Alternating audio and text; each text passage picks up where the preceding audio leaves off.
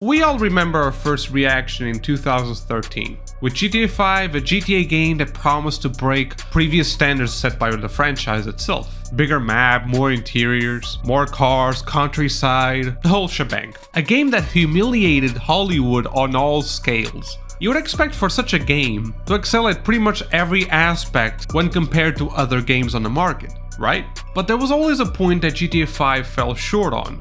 Its biggest promise, perhaps, the world itself.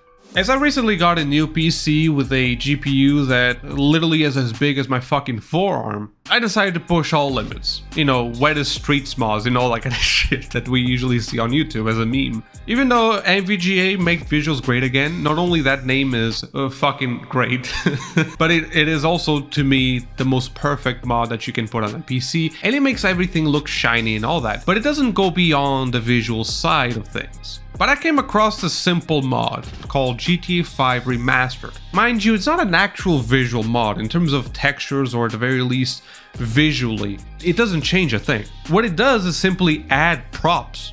That's it. Props to the world.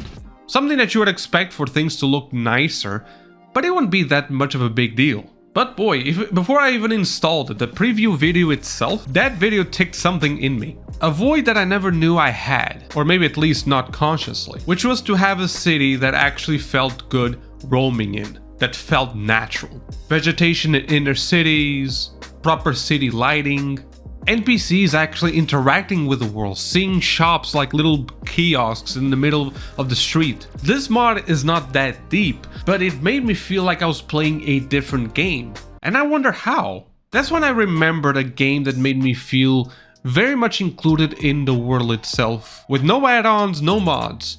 That game being Watch Dogs 2. Now I know the Watch Dogs franchise doesn't hold a candle to the scale of the GTA franchise. In fact, it was plagued with a lot of fake marketing and straight up lies. What a fucking shit show that was. But the one area that Watch Dogs 2 nailed over GTA 5 by miles was the environment. It looks so nice coming here. Look at this.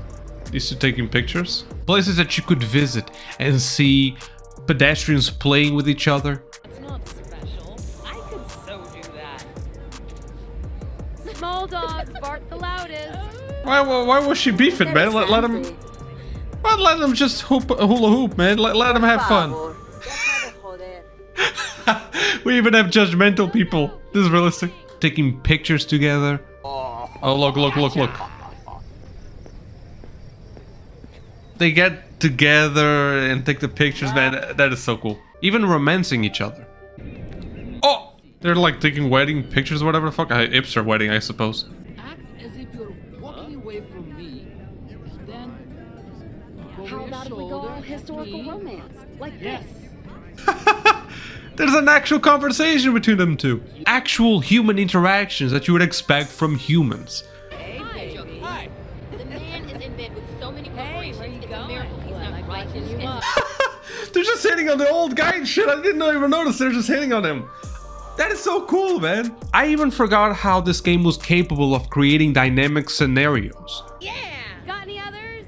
You're pathetic. Oh! Oh, you make me sick. Damn! Damn! What's up? You're goddamn joke. Holy Jesus! What's happening here, ladies? Don't make me get violent. Another friend is getting along as well. Oh damn! Oh, what's happening there? Oh damn! I've had enough of you. Nope. They're just gonna start fighting like that. You won't be so cocky when I knock your teeth out of you. Damn! I like how he doesn't chase like the usual. Oh, the popo is gonna get you. You fuck. SMPD, cease and desist. What? Yeah. Woohoo! Don't move. And they just start cheering. Watch it, will ya? Dispatch 10-5 to home. We're bringing him in. That is impressive. Look at that, man. They actually arrest the guy. No cuffs, but okay. Oh man, this guy recording. Look at that. Everyone's still watching. I was so used to GTA 5 and its scenarios are pretty much pre-programmed as do the same animation exactly every single time in the same place with the same pedestrians. And usually with conversations that would make no fucking sense, even if the game is trying to be satirical. ¿Quién mamada? They fuck dick. Fuck off. That was an engaging conversation. This triggered a quite possibly embarrassing feeling or even nonsensical to you in the game, but I actually felt nostalgia. And you can hear like the audio design is also on point. Listen. Like obviously the seagulls, but then there's like that little breeze that you can only hear when you're near the ocean. Oh, that is so on point, man. We never got that in GTA 5. Even the audio design is amazing on this one. Even though I never been to San Francisco, but the game is so good at relaying the kind of energy that you can get when you visit such places. Let's go.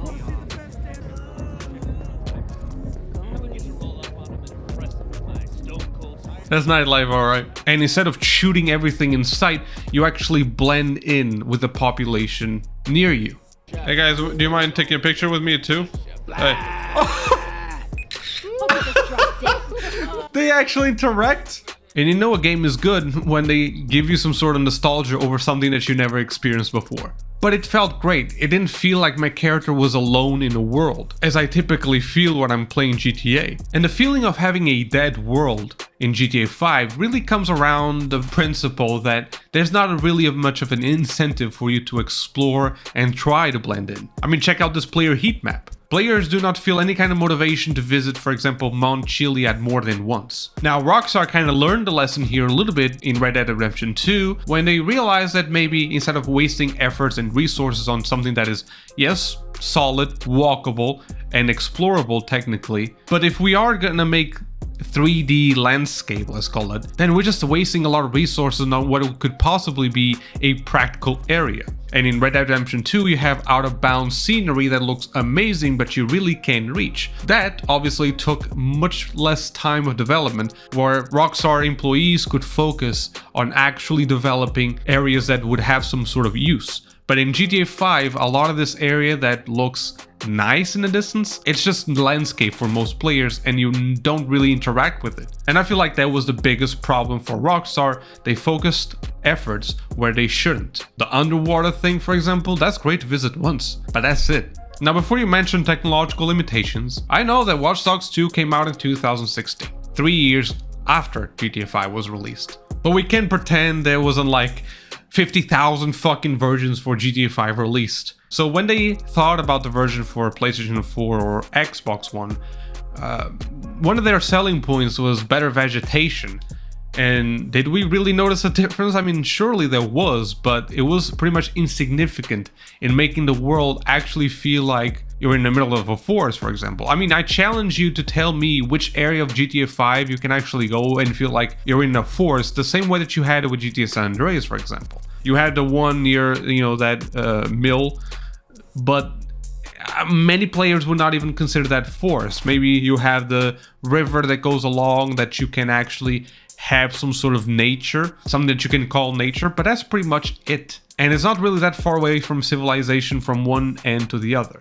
And up until recently, I thought I was alone in this. I thought that I was the only idiot that thought that way. But more and more that I read in GTA forums and Reddit, people had the same perception and even use Red Dead as a comparison. But even though I will not use that game as a comparison because, well, they did way better and it was the next game, Rockstar did learn a little bit. Now, the only thing that we can hope is that they apply the same mentality to GTA 6. Now, I'm not expecting something out of a mod like, you know, San Andreas Forest mod. It pretty much places trees in everything that is green and makes you feel like an actual forest. Because again, we have to consider the consoles and all that kind of stuff. There are limitations in size. But when you consider the size of it, it's not that big considering that this game is like 70 fucking gigs, or at the very least it was. You can clearly see this was not a case of technological limitations. No.